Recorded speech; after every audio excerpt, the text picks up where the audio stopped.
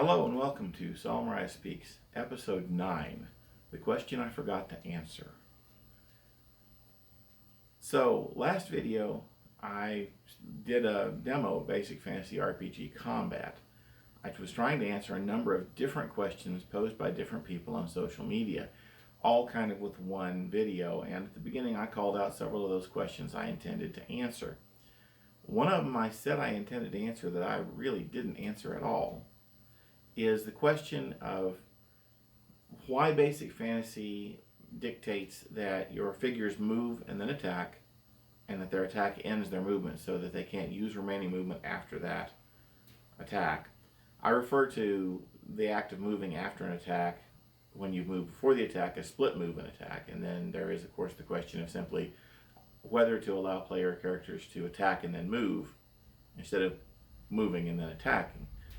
So there's three different options there, three different ways the game could be written. And I realized I failed to answer that question. So I set out to create a video to do that very thing. I'm going to show you a clip. I'm kind of proud of it. It does a good job of explaining the mechanics of the question. Watch it and then we'll come back and talk a little bit here. For the purposes of this scenario, Tolliver the elf on the right is a thief, as is Reese the halfling on the left. Furthermore, they're enemies. Reese and Tolliver are playing a game of cat and mouse in the tunnels under the great city of Slateholm. Each one means to do the other one harm. Complicating matters is the fact that Reese is a halfling while Tolliver is an elf. Tolliver can see in the dark. Now I'm going to point out to you that I haven't said which of these is the player character and which is the NPC. They could, in principle, both be player characters. But if that was the case, some of the stuff I'm about to go over might be a little more difficult to pull off if the players are sitting across the table from each other. It's hard to separate certain kinds of player knowledge from character knowledge. Remember, they're playing cat and mouse. Neither one knows for sure exactly where the other one is, but they are kind of hunting each other. Because Reese is a halfling, as I said, this complicates matters. He has to use a torch. Now, I'm going to assume that both of them have a 40-foot movement rate, meaning that they're either both wearing magical leather or they're both unarmored. It doesn't really matter for the perspective of this demonstration, and the demo could vary depending on their movement rates and so forth, but just trying to level the playing field here. Both have ranged weapons, a longbow in the hands of the elf, a short bow in the hands of the halfling, so they can do each other harm from a distance. But as I say, the halfling is obliged to carry a torch so he can see. That means that the range of his vision is limited to the areas indicated by the dotted lines. I guess you can't quite see the one behind him from this angle. I'm not going to turn the camera. There's no need for that, because what's behind him isn't what matters right now. It's what's in front of him. Now, because they're playing cat and mouse with each other, as the game master, I may have actually required them to be rolling initiative. In fact, if they started out in contact and separated and then started hunting each other, then this definitely would be the case. They would be in rounds every round until they managed to find each other or somehow escape. So, let's say that we roll for initiative. As with my previous video, I've placed the dice side by side with the characters. So even though he has a slightly better bonus to initiative, Reese has not quite beaten Tolliver, and Tolliver can move first. Under the standard Basic Fantasy rules, Tolliver moves forward 20 feet, and at this point, he can now easily see Reese. Reese cannot see Tolliver. He may or may not have heard him, but he cannot see him. So if he does attack him, it's at the penalty for attacking an invisible character or creature, which would be -4. If, in fact, he does know he's there. But because they are thieves after all, they could be moving silently, in which case Tolliver would have had to make a roll, and if he was silent, then Reese would have no idea that Tolliver is directly in front of him.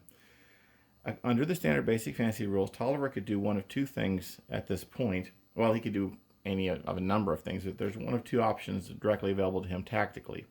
Number one is to fire his bow at Reese, ending his turn at this point. Number two would be to complete his movement by reversing back to where he came from, another 20 feet of movement. And at that point, he would be out of any danger from Reese. If, on the other hand, he stands his ground and fires at Reese and doesn't kill him, then on Reese's turn, he can advance 40 feet into melee range. Or he could choose to advance simply 15 to 20 feet to the point where his light would reach Tolliver and he could see him. I'm not going to draw the dotted line again. You can see the point. He could advance to that point and fire an arrow, ending his turn at that point. Now, the reason that I didn't describe which of these characters is a player character is that I want you to think about this from the perspective of both characters. What's fair? What is reasonable? If you allow characters to attack and move in either order, meaning that they could attack and then move, we could look at an example of that. But that's not a completely unreasonable thing. It's just not in the rules because I found in my playtesting it made things a little more complicated for me as the game master. But if you allow characters to split move, then you get a different situation. Because our man Tolliver could advance, fire an arrow at Reese, possibly killing him, certainly harming him, and then finish his movement like this. If this is allowed, then when Reese moves, he can move at most 40 feet to that point, not quite far enough forward to be able to see Tolliver. You could argue that, as the game master, you could argue that he could stick his head around the corner and see him, and that's fine. But the point of this is that Reese cannot move forward and counterattack. Welcome back. I hope you enjoyed the clip. Unfortunately, it was a complete failure. That clip did a good job of showing the different mechanics between move and attack versus split move and attack. What it didn't do is explain why split move and attack is, in my opinion, a bad idea. I made that clip. I realized I really hadn't covered the whole subject, and I set out to run another demonstration, another battle, to show what was really wrong with it. And I created a whole clip I called Example 2. The clip you just watched was Example 1. And I created most of it. I was well into it, and I realized it still wasn't really showing why I think it's a bad idea. And I walked away from the whole operation, did some other things, thought about it, and then the light went on. And I realized what it is that was wrong with that first clip, why it didn't really explain why split move and attack is something I don't recommend, and why it specifically is something that I didn't put in my rule book. So here's another clip. A little bit less exciting than the last one, if the last one could be described as exciting at all. Here you go. So the clip you just saw was a video I made yesterday. I was trying to explain why I prefer moving and then attacking versus attacking and then moving, or splitting move and attack, where you attack in the middle of a movement and continue the movement afterwards. And that clip was a complete failure as far as I'm concerned, because while it showed the mechanics of split move and attack and how that could benefit a character in certain circumstances, certain very specific circumstances, it didn't really show why it's a problem. The scene in front of you shows why it's a problem. For the game master, keeping track of the initiatives of all those monsters, and you'll notice that those monsters are all different monsters. They're not a group of homogeneous monsters where it would be reasonable for me to roll their initiative all together. Indeed, there's no guarantee in a scenario like this somewhat contrived one that I've put in front of you. There's no guarantee that those monsters are even fighting the player characters. They might be, in some cases, fighting each other. But the point is, keeping track of how much movement they have left would be a big problem for the game master. For the players, not so much. Each player in this scenario is responsible for one figure. If they've got a retainer or an animal companion or something like that, maybe they're tracking the initiative for 2 or 3 figures at most. The game master is tracking the initiative of 7 figures on this map. And that's a lot to keep track of. If you always do move and then attack, you move a figure, but it doesn't attack yet. You simply leave the die on the mat to remind you that that figure still has an attack. When the figure attacks, you remove the die. If the figure has moved and attacked, but it still has movement left, leaving the die on the mat is ambiguous because you don't have any indication if it's attacked yet or not. And that's where the tricky thing comes in. That's why even the attack before moving option can be a problem for the game master. Without a clear indication that a monster's turn is over, it becomes very difficult for the game master to run combats involving a large number of monsters, especially if they're not all the same kind of monster. It gets really, really tricky to keep track of. This is the thing that wears me out operating this type of initiative. I know I did a really poor job in the previous clip of explaining that. I decided to go ahead and show the clip because I do think it's a good illustration of the mechanics, but this is why I think it's a bad idea. If you have a better way of keeping track of this stuff, if you are just smarter than me and can hold all that stuff in your head, or if you have some paper method of keeping track of it, that's great. I applaud you for being better organized than I am. I know the limits of my capabilities. I know the limits of what I can do.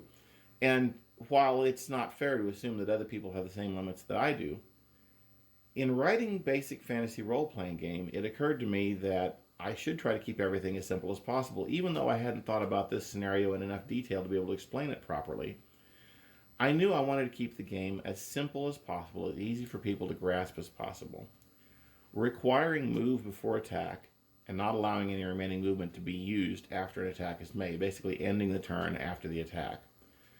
That simplifies matters. It simplifies matters for the game master, simplifies matters for the players. Everyone understands what's possible, what's expected of them. The resulting combat encounters that you have when you do things this way are not that difficult to understand. They're not that difficult to plan for, but there's still strategy. There's still strategy in movement. There's still strategy in attacking. There aren't any really unrealistic things that happen specifically because of this choice. Now, certain monsters might be allowed to violate these rules. In basic fantasy, for example, blink dogs are defined as being able to attack and then blink away. That's not exactly the same thing as moving, but even in that case, it's not that hard for the game master to keep track of, because if a blink dog attacks and then blinks away, that all happens at once, and the game master can remove the blink dog's die. And the blink dog's action is over. It's attacked, it's done its blink, and it's over.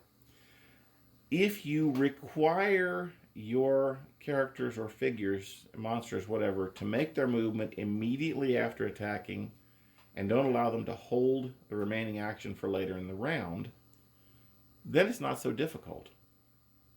But basically, you've given up the ability to hold actions. And I don't like that. I prefer to allow player characters to hold actions that they haven't used until the end of the round, or maybe even into the next round. I think that leads to more believable outcomes. For example, it allows missile weapon wielders to properly maintain a covered situation against non-missile weapon opponents, which is relatively realistic. If a dozen bowmen are pointing arrows at you, you're not just going to wait until next round, roll for initiative, beat them, and run away. You have to actually do something to distract them or prevent them from attacking you in order to escape from their attacks. They have the drop on you. They should get to keep the drop on you until something happens to take that away from them. As a player, if you use bows or slings or other missile weapons, this applies to you, and you should want to maintain that advantage. If you have your wand of fireballs pointed at the enemy party, and they know all you have to do is say the magic word and they get blasted to oblivion, you have them covered. And if they choose to move or try to attack you, you should get first shot. You should be able to say the word, release the fireball, and let the ashes fall where they may. So I think that covered it.